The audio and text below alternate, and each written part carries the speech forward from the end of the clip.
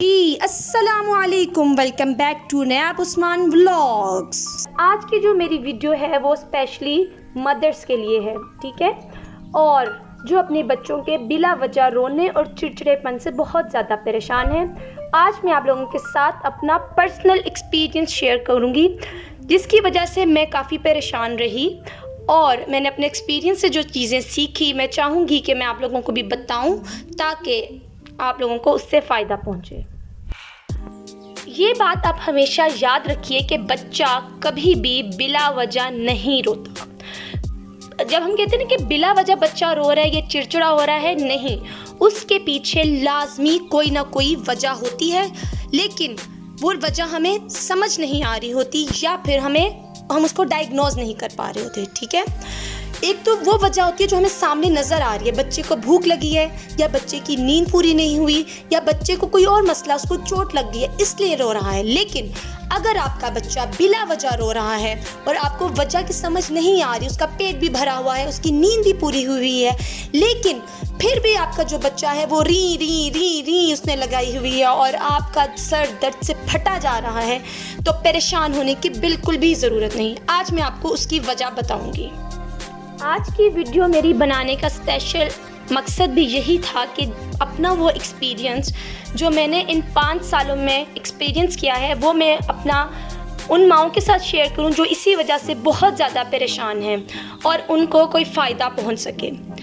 अच्छा, सबसे पहले मैं आपको बताती हूँ, बिला वजह बच्चा अगर रोता है तो उसके रोने की रूहानी वजूहात भी हो सकती हैं और कुछ मेडिकल इश्यूज़ भी हो सकते हैं, ठीक है। आज की वीडियो में हम रूहानी वजूहात को नहीं डिस्कस करेंगे। आज की वीडियो में हम मेडिकल इश्यूज़ को डिस्कस करेंगे, ऐसे मेडिकल इश्यूज़ जो विजिबल नहीं होते, हमें समझ नहीं आ रही होती, लेकिन बच्चे के अंदर क्या चल रहा होता है जिसकी वजह से वो इतना ज़्यादा इरिटेट हो रहा होता है। और जो फर्स्ट रीज़न है वो है बच्चों का कॉलिक होना, यानी गैस का होना। या तो आपका बच्चा जो है वो कॉलिक है, यानी कि उसको गैस का मसला है। अब ये कैसे हम आइडेंटिफाई करेंगे कि आपका बच्चा कॉलिक है, उसको गैस का इशू हो रहा है? उसके कुछ सिम्टम्स होते हैं जो आपको अभी आपकी स्क्रीन पे शो भी हो जाएंगे। कॉलिक इश्यूज़ में क्या होता है, बच्चा जो होता है वो बहुत ज़्यादा ऊंची आवाज़ से और बिला वजह रोता है और मुसलसल 3-3, 4-4 घंटे वो रो ही जाता है।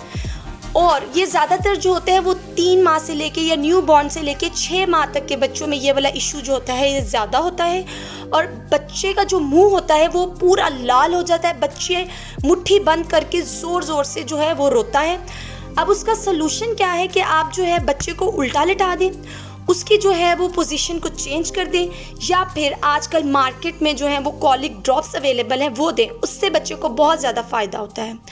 और इस सब से बचने के लिए आप क्या कर सकते हैं, इस सब से बचने के लिए आप ये करें कि वो वाला फीडर यूज़ करें, आजकल मार्केट में अवेलेबल है, जिसके अंदर एक होल होता है, जिससे फीडर के अंदर जो होती है वो गैस और बबल्स जो होते हैं वो इकट्ठे नहीं होते और उसकी जब बच्चा सक करता है तो एयर जो होती है वो साथ साथ निकलती रहती है।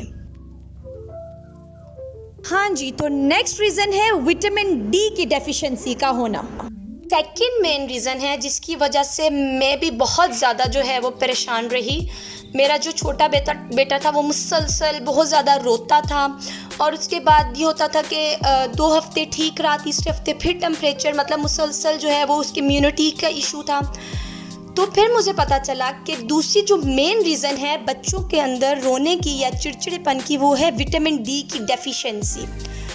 ये बज़ाहिर जो है वो लेट शो होती है। इसके सिम्टम्स में हमें क्या नज़र आता है कि जो बच्चा होता है या तो उसका जो होता है वो माथा बढ़ने लग जाता है या उसकी जो होती है वो बोन्स डीफॉर्म हो जाती है, लेकिन ये बहुत ज़्यादा कॉम्प्लेक्स सिचुएशंस में होता है। लेकिन अर्ली स्टेजेस में क्या होता है, बच्चा जो होता है वो चिड़चिड़ा हो जाता है, हर वक्त थका थका रहता है, उसको जो है वो भूख जो है वो कम लगती है और उसका इम्यून सिस्टम बहुत ज़्यादा वीक हो जाता है, वो बहुत ज़्यादा बीमार होता है, ठीक है। और रात की जो नींद होती है वो सही से नहीं लेता, पूरी रात जो होता है वो बेचैन रहता है। अब इसका सोल्यूशन क्या है? इसका सोल्यूशन ये है स्पेशली वो बच्चे जो मदर फीड पे हैं, ठीक है। जो फार्मूला फेड बेबीज़ होते हैं उनका इतना इशू नहीं होता, इसलिए क्योंकि फार्मूला में सारे जो मिनरल्स होते हैं वो ऐड होते हैं, vitamin and minerals. Formula milk जो होते हैं वो ऑलरेडी एनरिच्ड होते हैं। लेकिन जो मदर फीड होती है नो डाउट बहुत अच्छी होती है, ज़बरदस्त होती है, बच्चे के मुताबिक होती है, लेकिन उसमें विटामिन डी नहीं होता। ये बात मुझे डॉक्टर ने बताई थी। तो आपने बच्चे को रोज़ाना ये इंड्रॉप डी, बहुत सारे जो हैं वो ड्रॉप्स अवेलेबल हैं मार्केट में। मैं जो अपने बेटे को दे रही हूँ मैं आपको वो दिखा रही हूँ। आपने जो है ये इंड्रॉप डी के ड्रॉप्स हैं, ये रोज़ाना आपने जो है वो बच्चे को 1 to 2 ड्रॉप्स जो हैं वो उसमें शामिल करने हैं उसकी डाइट में, ताकि आपके बच्चे में जो है वो विटामिन डी की डेफिशिएंसी ना हो। और हमेशा जब भी आपने विटामिन डी के ड्रॉप्स देने हैं उसके साथ आपने कैल्शियम का सिरप लाजमी देना है, क्योंकि विटामिन डी को एब्जॉर्ब होने के लिए कैल्शियम की ज़रूरत होती है। और वो कैल्शियम अगर हम ना दें, सिरप फॉर्म में ना दें या बाहर से ना दें, तो वो हमारी बोन्स का, हमारे बेबीज़ की बोन्स का कैल्शियम यूज़ करते हैं।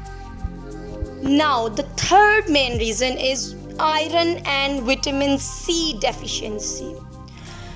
आयरन की डेफिशिएंसी भी बिल्कुल ऐसी ही है जैसे विटामिन डी की डेफिशिएंसी है, इसका इतना पता नहीं चलता, लेकिन बच्चे को भूख लगना ख़त्म हो जाती है, बच्चा बहुत ज़्यादा चिड़चिड़ा हो जाता है, बच्चा जो होता है वो खाना खाना छोड़ देता है और बहुत ज़्यादा टेंट्रम्स शो करता है। टेंट्रम्स का मतलब ये होता है कि बात बात पे चिढ़ना, रोना धोना। इसके लिए जो है आपने बच्चे की डाइट में उसको रोज़ाना जो है आयरन का सिरप भी इंक्लूड करना है, ठीक है। ये सिरप है जो मैं अपने बेटे को देती हूँ। तो अगर आप इन चीज़ों का ख्याल रखेंगे तो डेफिनेटली आपको जो है वो डिफरेंस फील होगा। और आयरन की जो मेन आयरन डेफिशिएंसी का मेन सिम्टम है वो है हाथ पाँव का ठंडा हो जाना। बच्चे के हाथ पाँव जो होंगे वो ठंडे रहेंगे और बिला वजह का चिड़चिड़ापन रहेगा उसमें, ठीक है। मैंने ये सब एक्सपीरियंस किया और उसके बाद मैंने ये सोल्यूशन जो है वो अप्लाई किए डॉक्टर से कंसल्ट करके। तो एक जो है वो विजिबल डिफरेंस मुझे नज़र आया और फिर मुझे पता चला कि वाकई ही यही इश्यूज़ थे जिनकी वजह से था, जो हम बस हर कोई कहता था पता नहीं क्यों हर वक्त रोता रहता है, पता नहीं क्यों हर वक्त चिड़चिड़ा रहता है। तो बेसिकली ये वजह, और ये ज़रूरी नहीं कि ये बेबीज़ में ही हो, ये टोडलर्स में भी हो सकता है। 3 साल 4 साल 5 साल के बच्चों में भी ये इश्यूज़ जो होते हैं वो आ सकते हैं। ये थे कुछ मेडिकल इश्यूज़ जो मैंने आज आपके साथ डिस्कस किए हैं आज की वीडियो में।